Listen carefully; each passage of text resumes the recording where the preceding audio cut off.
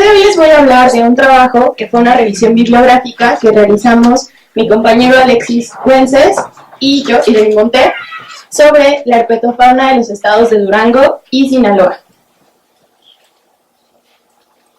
Bueno, Durango y Sinaloa son dos estados mexicanos que se ubican al noroeste del país. Colindan con la Sierra Madre Occidental, que se encuentra en esta parte, y se encuentran dentro de 3 diversas ecorregiones. Durango es el cuarto estado más grande de México y en registros de herpetofauna se coloca en el lugar número 16. Para Sinaloa no tenemos tantos registros. Y pues las características fisiográficas y climáticas de estos dos estados les proveen gran variedad de ecosistemas, lo que permite que exista una gran diversidad herpetofaunística.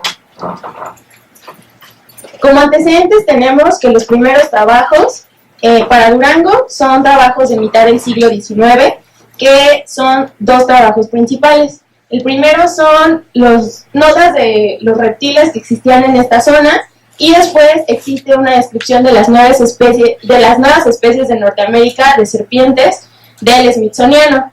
Estos trabajos son de Kennicott en 1860 y de Baird en 1859. Para Sinaloa fue un poco más adelante que se empezaron a hacer estos estudios a nivel regional, y se hicieron unas notas sobre la herpetofauna del estado de Sinaloa por Taylor en 1936. Cabe recalcar que a nivel México sí se tiene como un listado de la herpetofauna, sin embargo a nivel estatal y particularmente para estas 2 regiones que son Durango y Sinaloa, los registros son pues incluso la literatura señala que es muy poco estudiado y que se necesita poner más atención en esto. Lo que nosotros hicimos fue una búsqueda en la literatura, revisamos los listados de Conavio, revisamos distintas revistas que fueran de herpetofauna, también checamos esta revista que es el Checklist, que nos habla sobre los listados de especies, y la revista mexicana de herpetología. También revisamos la nomenclatura en el Amphibian Web, comparando los primeros trabajos con los trabajos más recientes para ver estos cambios de nombres de especies o de ubicaciones en géneros, subgéneros, y lo que nosotros encontramos es lo siguiente. Encontramos que para Durango tenemos 33 especies de anfibios colocados en el orden Anura, 3 en el orden Urodela y 5 en los testudines. Y para Sinaloa tenemos 38 anuros, 2 urodela y 13 testudines. Para Sinaloa tenemos 74 reptiles y en escuamata, y solo un registro para cocodrila, que es Cocodrilus acutus. Y bueno, las especies que están presentes en ambos estados o que se comparten sobre todo en la parte de la Sierra Madre Occidental, encontramos a la rana labradora pigmea, que es Craugastur hogarth-smithi, a la ranita de pastizal, que es Exerodontes marodigna, a la rana silbadora y a la rana de árbol mexicana enana.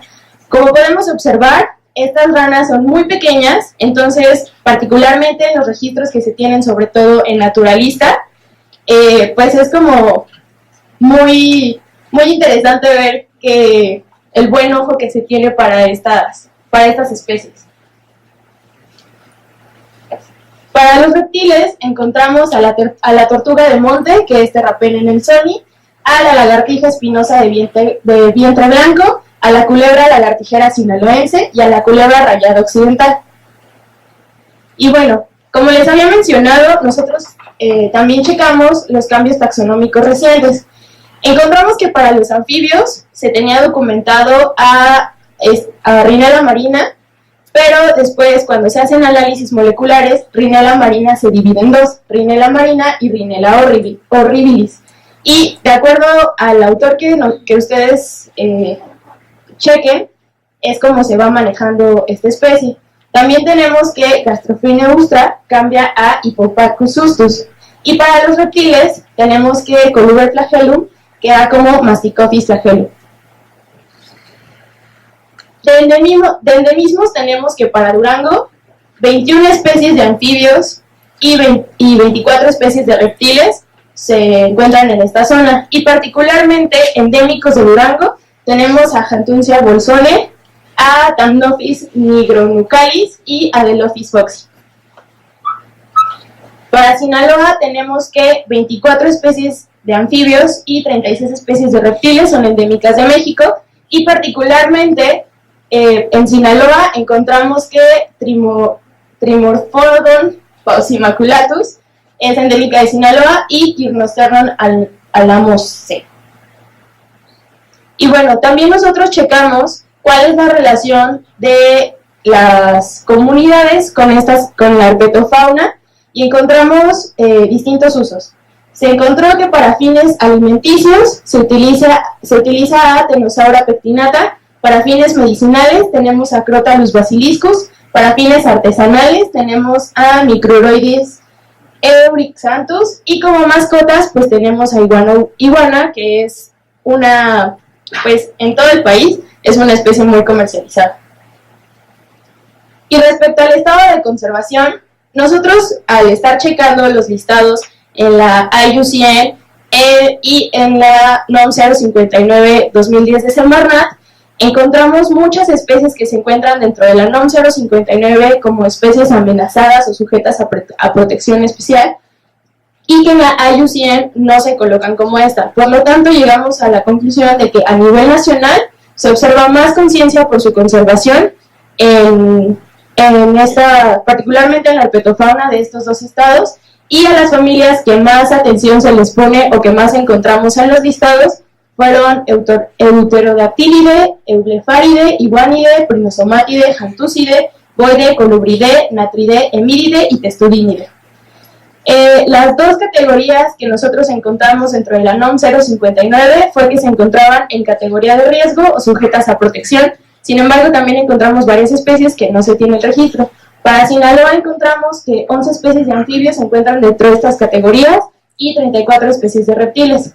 Para Durango encontramos que son 11 especies de anfibios y 31 de reptiles.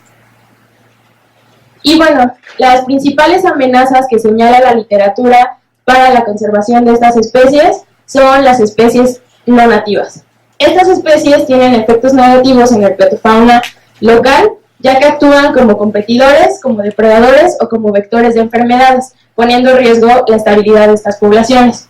Las tres especies de las que se considera más amenaza o de las que se tiene más registro son la rana catesbellana, el gecko Hemidactylus tursicus y la serpiente ciega Indotyphlops braminus. También la literatura nos señala que es muy importante prestarle atención a los efectos que estas especies tienen sobre la fauna nativa, ya que para hacer la evaluación del estado de conservación es importante ver qué tanto está impactando estas especies sobre las locales. Y bueno, como perspectivas nosotros tenemos que las investigaciones a nivel estatal son de suma importancia.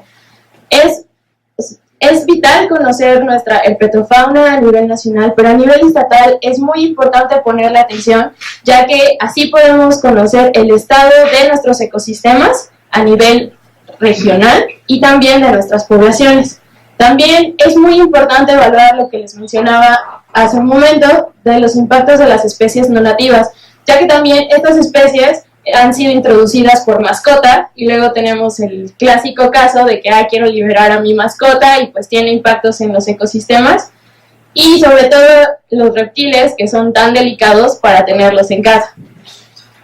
También pues los estudios de herpetofauna a nivel regional y por tipo de hábitat nos ayuda a conocer el estado de nuestros ecosistemas y también para mejorar las medidas de conservación de las especies y cómo evaluar los riesgos que tienen estas y también cómo hacer las medidas de evaluación de riesgo para que nuestros listados se encuentren más actualizados y mejor pues controlados.